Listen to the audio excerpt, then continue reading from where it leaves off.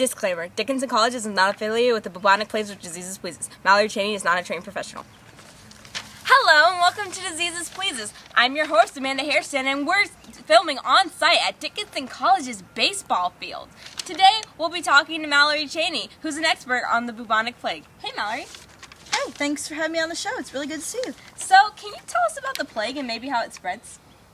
Sure. The bubonic plague is caused by a bacteria called Yersinia pestis.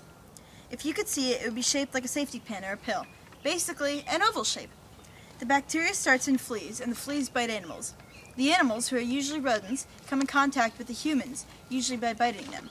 Once a human has been bitten by an infected animal, they have the bubonic plague. Hey, you want to know a fun fact about the bubonic plague? Sure, what is it? The children's nursery rhyme, Ring Around the Rosie, is inspired by the plague.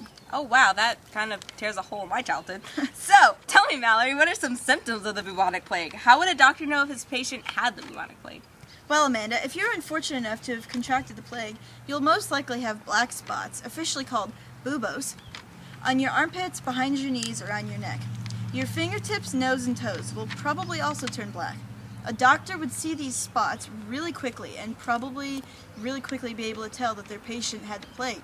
Wow, that doesn't sound fun at all. So for the sake of our concerned viewers, how likely are they to contract the plague? And how many people have been killed by this disease? Don't worry, Amanda. There hasn't been a reported case here in the United States since 1925. The plague is a real kick in the pants. Back in its day, during the Middle Ages, it killed specifically 1 to 2/3 of the world population. They didn't have methods of treatment, good food, or proper hygiene to lower their chances of being infected. Oh wow, that kind of sucks. So if by some odd chance someone in this day and age actually did get the plague, like, what would they do to treat it? If somebody really was SOL, sorta out of luck PG version, they could treat the plague with antibiotics because it's a bacterial disease and we are an advanced society. But like I said, it's really rare and hardly an issue in this day and age. So how can being infected by the plague affect your long-term health? Well, for one thing, if you have the plague, you're probably dead within a week. It kills 30 to 75% of those infected. But if you don't die, you'll probably have spots. The buboes. Oh, the buboes, okay. Well, the buboes. Okay.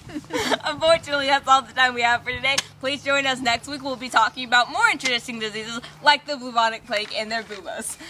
This is Amanda Hairston, your host, signing off with Mallory Cheney. And thanks to our great cameraman, Michael Cheney. Yeah. Wow.